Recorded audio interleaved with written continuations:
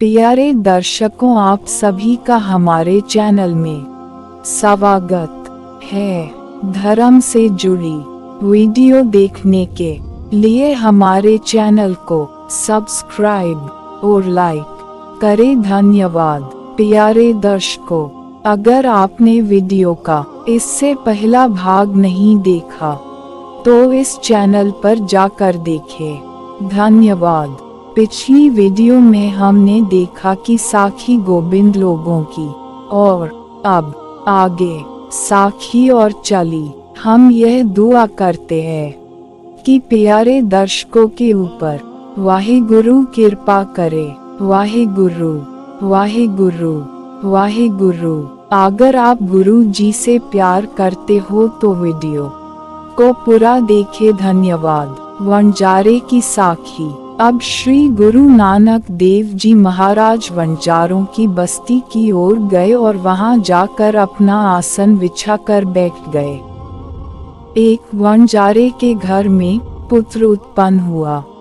तब बहुत से लोग उसे बधाई देने आते थे और वह वंजारा प्रत्येक याचक को कुछ न कुछ दान देता था, परंतु उस वंजारे ने श्री गुरु जी तथा वाले मगने को कुछ भी अर्पण न किया।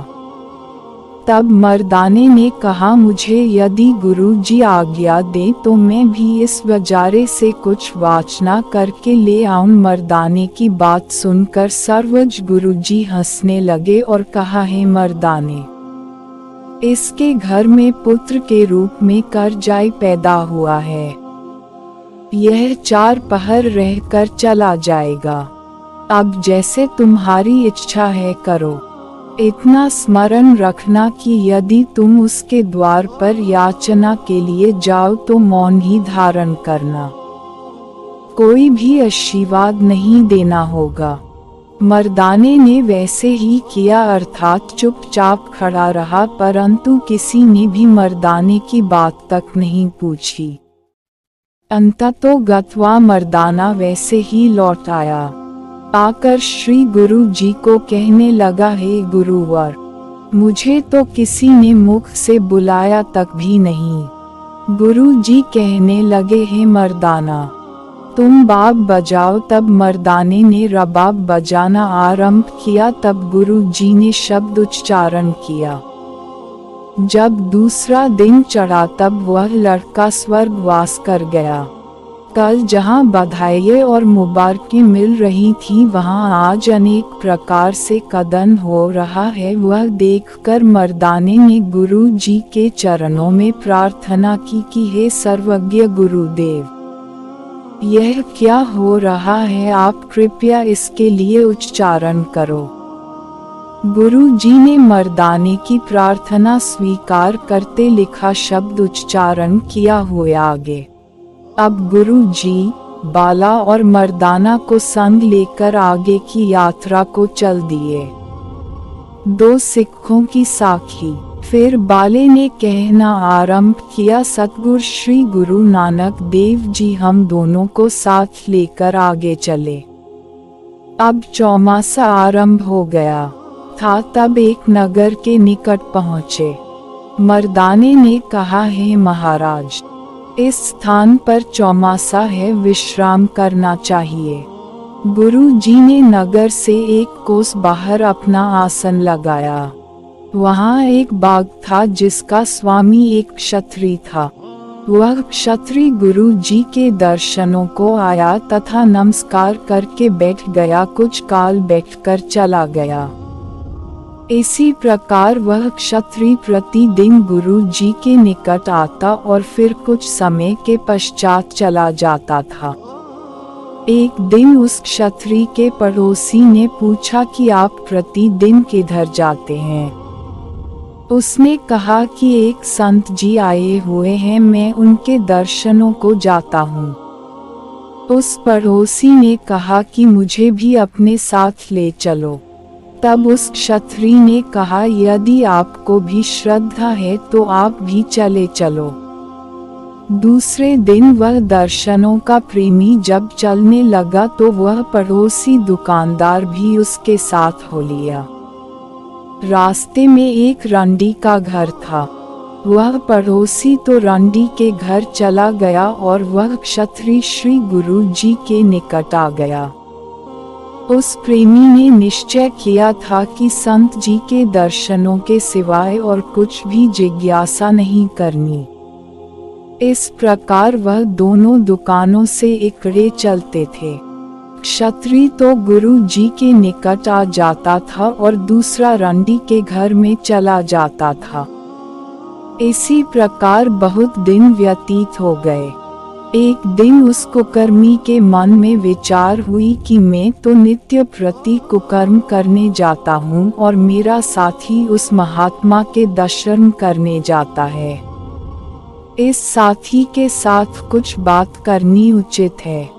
उस कुकर्मी ने एक दिन उस श्रद्धालु से कहा, हे मित्र, मैं तो प्रतिदिन कुकर्म करने जाता हूँ और तुम दर्शन करने जाते हो। आज मैं चाहता हूँ कि तुम दर्शन करके पहले आ जाओ, इसी स्थान पर मेरा इंतजार करो, और यदि मैं पहले आ गया तो मैं भी इसी स्थान पर तुम्हारी प्रतीक्षा करूँगा। दोनों ने स्वीकार किया और अपने अपने निर्दिष्ट स्थान की ओर गए। रंडी के घर जाने वाला रंडी के घर में गया, तब वह रंडी घर में नहीं थी। वह निराश सा होकर लौट आया और नियत किए हुए स्थान पर आकर बैठ गया और अपने साथी की इंतजार करने लगा। उसने भूमि को नख से कुरेंदा तो एक मिट्टी का पुरवा निकला जिसमें एक स्वर्ण की मोहर थी और बाकी का पुरवा कोपलों से भरा हुआ देखा।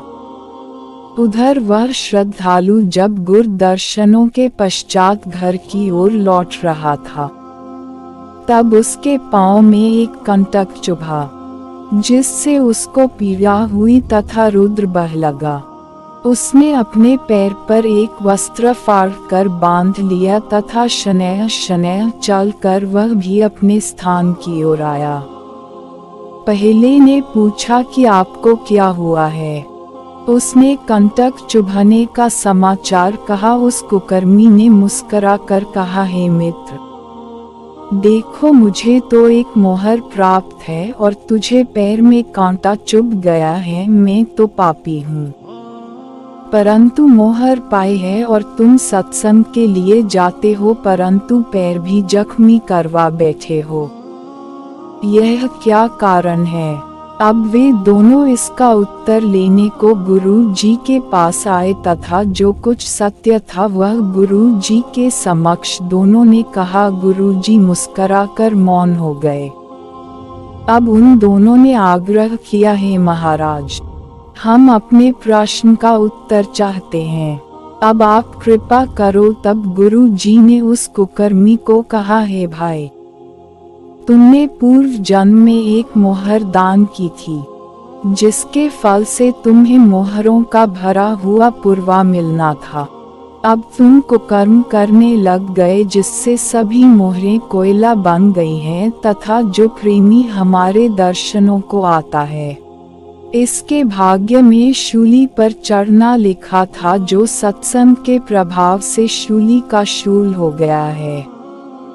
जब श्री गुरु जी के मुख से उन्होंने यह वचन सुने तो दोनों ही अचंभे में आ गए तथा गुरु जी के चरणों पर गिरकर क्षमा प्रार्थना करने लगे।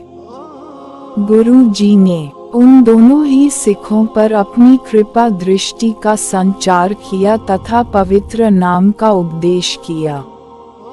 दोनों ही गुरु जी की सेवा तन मन से करने लगे।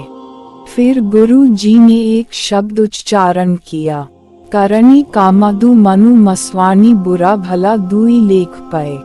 इसके पश्चात चौमासा व्यतीत होने पर गुरु नानक देव जी हम दोनों को साथ लेकर तथा उन दोनों सेवकों को परमोत्तम उपदेश से कृतार्थ करके उस स्थान से फिर आगे की ओर रवाना हो गए। समाप्त। इससे आगे अगली वीडियो में देखें। धन्यवाद। अगला भाग देखने के लिए चैनल को सब्सक्राइब करें।